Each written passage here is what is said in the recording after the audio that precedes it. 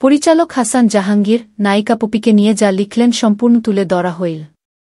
পপিকে এবং পপির আম্মুকে দিয়ে যারা ভিউ বাণিজ্য করছেন, প্লিজ বন্ধ করুন। টাকা অনেক উপায়ে অর্জন করা যায়। কারো ঘরের পার্সোনাল কথাবার্তা টেনে সোশ্যাল মিডিয়াতে ছড়িয়ে দিয়ে টাকা ইনকাম করে আপনার পরিবারকে খাওয়াচ্ছেন।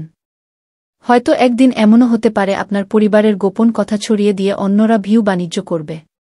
আল্লাহ মানুষকে ছাড়ে না। মানুষের দুর্বলতাকে প্রকাশ্যে আনা হারামের তুল্য। ন্যাশনাল অ্যাওয়ার্ড অর্জন করা অভিনেত্রী পপি খুবই সহজ সরল মনের একজন মানুষ।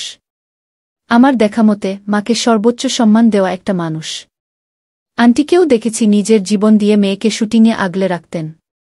হয়তো কোনো কারণে পরিস্থিতি অনুকূলে নয়, তাই সাময়িক ভুল বুঝাবুঝি হচ্ছে। যে কোনো সময় ঠিক হয়ে যাবে।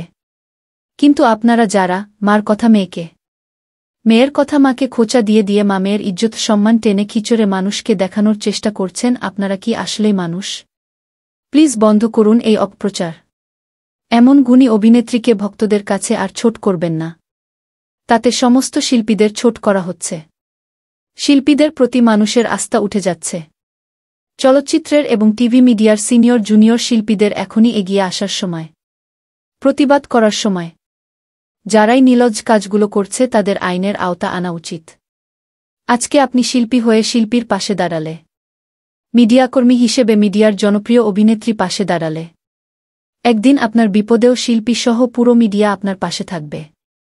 2013 সাল থেকে একটানা 2019 সাল পর্যন্ত প্রচুর কাজ করেছে আমার সাথে। আমি খুব কাছে থেকে দেখেছি তার সততা। শুটিং পাগল মানুষ, লোভহীন মানুষ, পুরো পরিবারকে টেন নেওয়ার একটা মানুষ। শুধু পরিবারের মায়ায় জীবনে কিচ্ছু করতে পারেনি। বাড়ি, গাড়ি, ফ্ল্যাট, ক্যারিয়ার নিয়ে ভেবেছে, নিজেকে নিয়ে ভাবেনি। বিন্দু পরিমাণ নীতি নষ্ট করলে আজ তার বাড়ি গাড়ির অভাব থাকত না। যে যাই বলুক, ভাবুক, আমি যেটুকু দেখেছি সেটুকুই বলছি, বন্ধু হিসেবে নয়। শিল্পী হিসাবে শিল্পীর পাশে থাকা আমি মনে করি মানবিক দায়িত্ব।